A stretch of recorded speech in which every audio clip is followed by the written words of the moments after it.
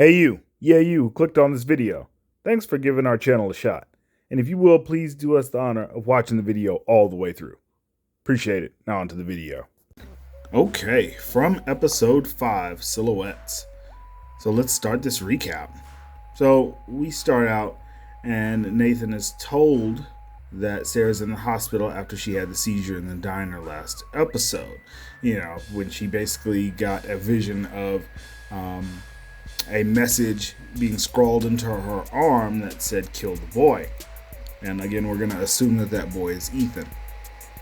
So Nathan is told about this, and obviously he's worried not just for his sister's safety, but because of the things that she has previously done in said hospital. So then we have Christy and Sarah talking, and Sarah doesn't want Nathan to sit with her at the hospital. And of course, Christy being, female from the city, she's thinking that something is wrong on Nathan's part, like maybe there's some sort of domestic issue, but, obviously we know that that's not the case. And so Christy and Boyd end up talking about it. And, they're basically talking, they're trying to keep Nathan out without, seeming suspicious because they don't really know the situation. And I really appreciated that Boyd didn't just fly off the handle and go hard at Nathan for something that he has no real knowledge of, but rather he basically puts it on adverse reactions to the town. And we see what happens, and there's a light interrogation of Nathan, but nothing too serious.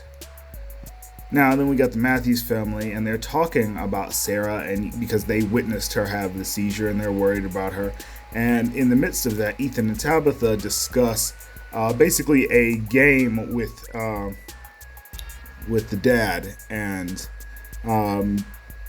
essentially this is their way of getting all of their thoughts out and basically having an investigation as to how and why and where they are. So I found this pretty cool.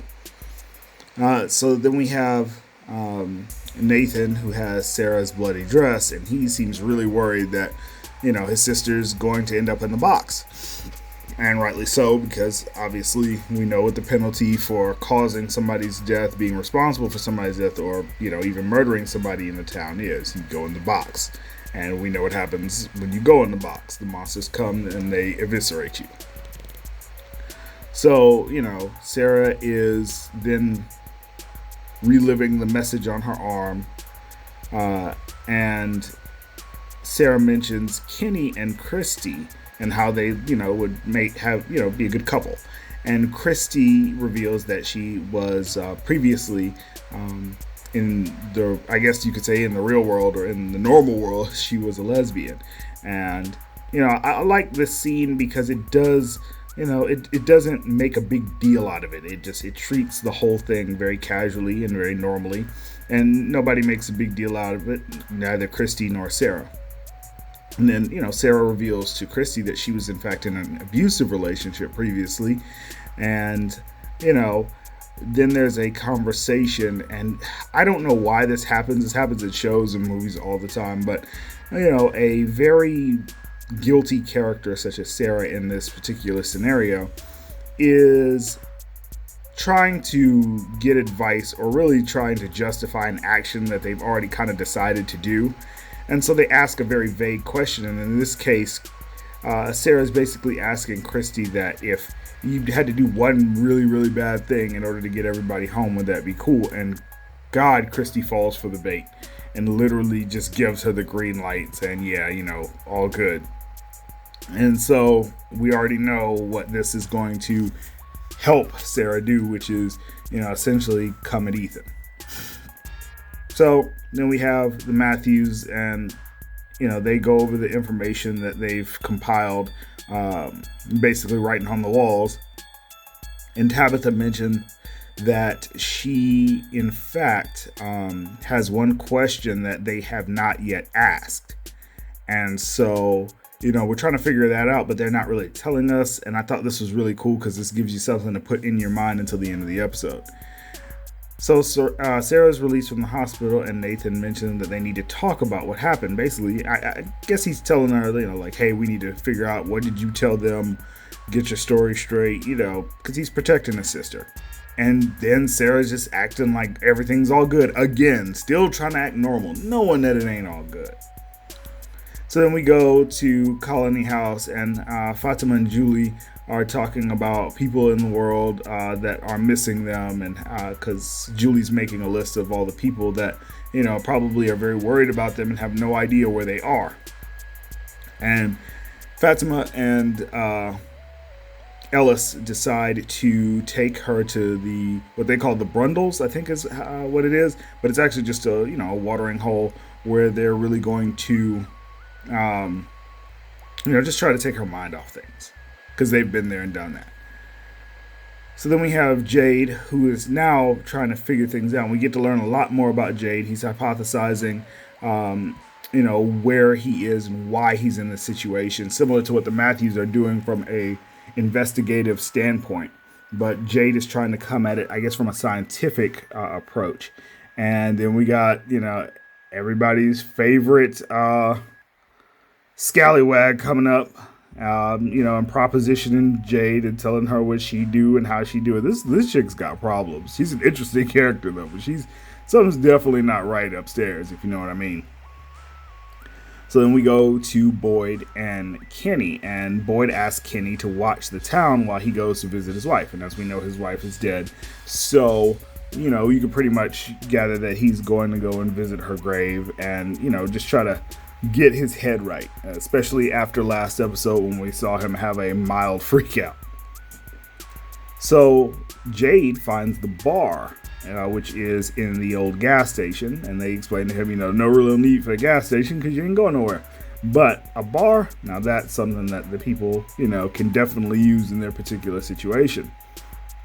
And the bartender, who's very interesting and knowledgeable, we find out that he used to be a college professor. He and Jade basically go over their situation, and Jade reveals that he, in fact, created, I think, some sort of quantum computer that he was able to sell for, billions or some ungodly amount. And then the bartender basically explains their situation like a Schrodinger's cat. For the people on the outside world, that the town would be the box and they are the cat in the box, neither alive or dead, which raises even more questions in Jade's mind.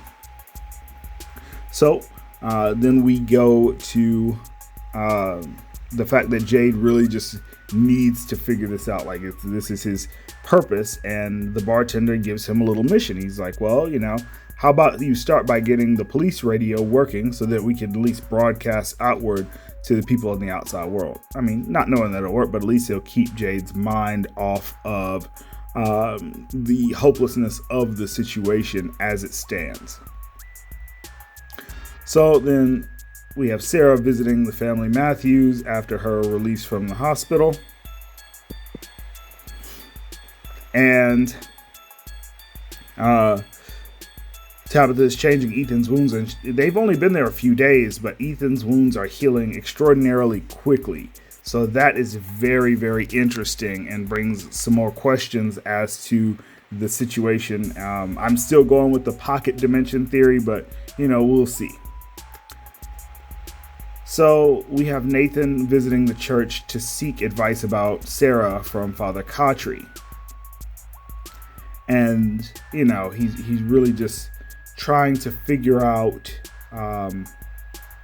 what needs to be done, but Father Khatri seems to be missing. So, we move on from there, and we have Fatima and Ellis taking Julie to the swimming hole, and then we find out that Fatima is actually from Iran, and that her father was, I guess, a cleric of some sort and was murdered. So, we basically get a more introspective look at Fatima's very sunny disposition that she seems to have almost all the time. So Sarah and Ethan talk about their situation, and Tabitha and Sarah take Ethan to go and see the animals at the farm that Nathan tends. And, we still don't know where the animals come from, but we know that they are, in fact, at the farm. So we have Boyd, who visits his wife's grave, and it's very interesting that a lot of these characters are seeking validation in decisions that they've already kind of made decisions on, but it seems like they need that extra push in order to go forward with it. In Boyd's particular case, we find out that there's a hereditary disorder. We don't know exactly what it is, but has something to do with the tremors in his hand. So he's basically saying that he doesn't have very long left before the situation degenerates further, and that he has a very risky plan to get everybody out, but he's unsure whether he should do it or not. So I'm really in anticipation. I wonder if it has something to do with the little pockets that send you to different places, and whether or not he's going to try to find one big enough to potentially take everybody one by one and put them in, but we'll see. In the meantime, Nathan and Father Khatri talk about confession and the confidentiality of confession, and Father Khatri assures Nathan that whatever he has to tell him will fall under the clergy penitent privilege. Then we got Tabitha and Sarah, who are, talking about how quickly people adapt to their situations, the fact that Boyd found the talismans and that it's been protecting them pretty well since then, keeping people inside during the nighttime. And meanwhile, Sarah is basically trying to bait Tabitha into going into the barn so she can lock her up and then subsequently kill Ethan. So then we have Nathan confessing to Father Khatri about Sarah, and of course Father Khatri has to do something about the situation. And Nathan, obviously, is very hurt by the idea that Father Khatri is going to dime out Sarah. But what are you going to do? I mean, it's not like the population, isn't dropping like flies at this point. With 90 days prior, them not having any incidents. So, of course, Father Khatri is going to do something about this because he has to prevent a death. And so Sarah traps Tabitha. Boyd consults Father Khatri about signs and their meaning and how do you know that a sign is a sign and things like this, while Nathan searches for Sarah. So then we have, Sarah basically trying to ease Ethan into his own murder, which I just don't understand why you would do that knowing that you're going to try to murder a child. And then Nathan confronts Sarah, to try to stop her. And in the struggle, Sarah flails wildly and cuts Nathan's throat. And now Father Khatri has a dilemma as to whether or not to tell, Boyd about what has happened with Sarah. Ellis, Julie, and Fatima find Ethan running away crying. Jim is able to rescue Tabitha from the barn, and they are able to reunite with Ethan. Christy comes. She's a little too late to save Nathan, unfortunately, so that's another death. And, Father Khatri seems, to be hiding Sarah, because obviously we know what's going to happen if Boyd gets to Sarah. So Boyd takes, this whole situation as a sign. And Boyd and Khatri have to discuss Sarah with Jim. And Jim is, rightly pissed about this whole situation because, from the outside looking in, it doesn't look like anybody has, their act together and knows, anything about anybody to the point where they can stop some of these things from happening. And being that Jim's only been there a couple of days, I can understand his frustration. So Jim and Tabitha send Julie and Ethan upstairs and discuss the question that they mentioned previously, and that question is, did they in fact survive the crash? Meaning, are they dead, and is this some sort of purgatory? A similar question that we saw in a series like Lost, but I think that this particular series will do a much better job of fleshing that out. So Boyd meets with Christy at the diner, and Christy expresses the guilt about what happened with Sarah. Boyd tells her, it's not her fault, even though it kind of is. It definitely has a tinge of fault to it based on the idea that she should have been more careful with her words to Sarah. And then the radio starts playing a very familiar song to Boyd, and that's the sign that he's been looking for to go ahead with his plan. So that's where the story wraps up this week. Let me know what you thought about this particular episode in the comments below. I really enjoyed it. I just enjoyed getting a lot more knowledge about these different characters. This was a very character-focused episode where we got to learn a lot more backstory about a lot of interesting characters. So I'll see you guys probably next week, and we'll discuss the next episode and, really just join each other in our love for this series. So with that being said, 8-Bit Heroes out, guys. Peace.